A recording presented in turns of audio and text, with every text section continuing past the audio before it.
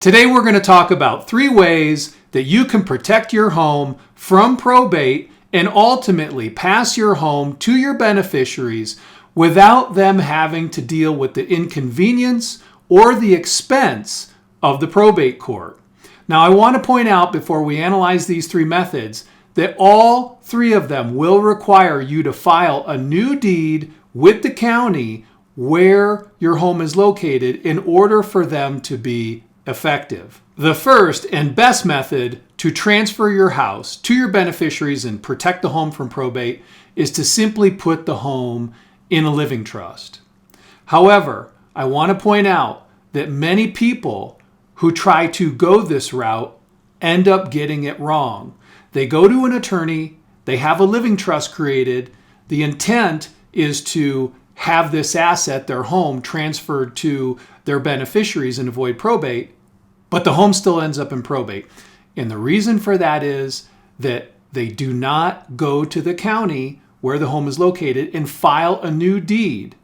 Critical data point, file a new deed, making the trust the owner of the home. Unless you carry out that administrative step, even if you have a trust, your home will go through probate. So while having a trust is the gold standard for avoiding probate with your home and other assets for that matter, it is critical that you file a new deed making your trust the owner of your home.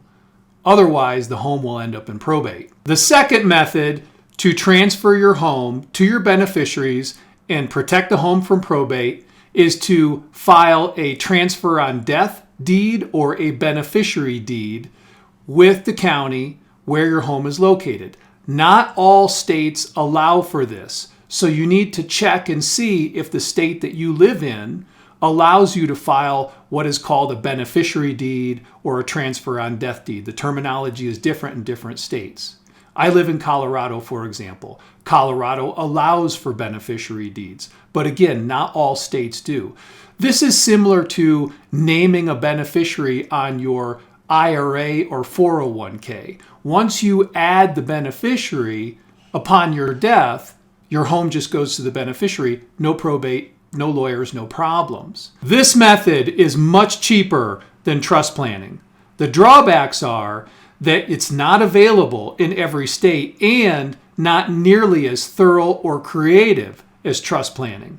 For example, let's say that you have young children and you want their inheritance to be held in trust without them having the ability to spend the inheritance until they're, say, age 35 or 40.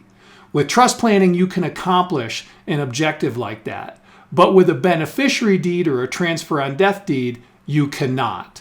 They're just going to receive your property at the time of your death, irrespective of their age. It's just going to go right to them. So if some creative planning is important to you, you want to use a trust.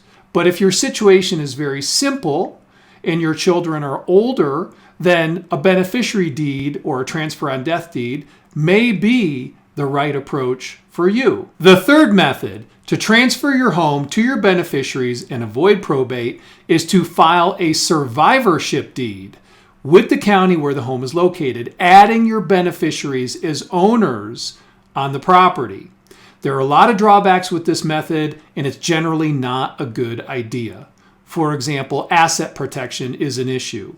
What if you get sued? What if they get sued? They're owners in the property now.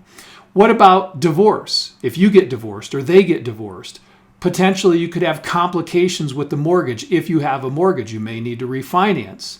And finally, there can be tax issues. You will most likely need to file a gift tax return for their portion of the home. When you add them as owners in the home, they're receiving value. You need to file a gift tax return, and they won't qualify for stepped up basis when you pass away on the portion of the home that they own. So they may miss out on some tax benefits. So let's sum it all up. There are 3 ways to transfer your home to your beneficiaries and avoid probate.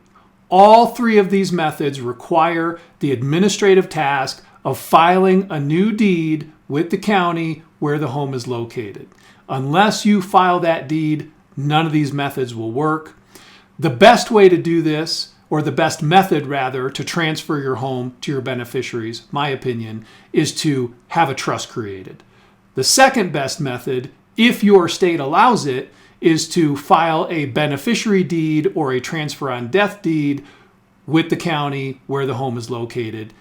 And the final way is to file a survivorship deed, adding your beneficiary or beneficiaries as owners. But there are a lot of drawbacks with this third method, and you want to consult your attorney before you do it so you really understand all the things that can go wrong there. I hope this video was helpful. I hope it gets you thinking about your assets and overall improve your family's financial plan.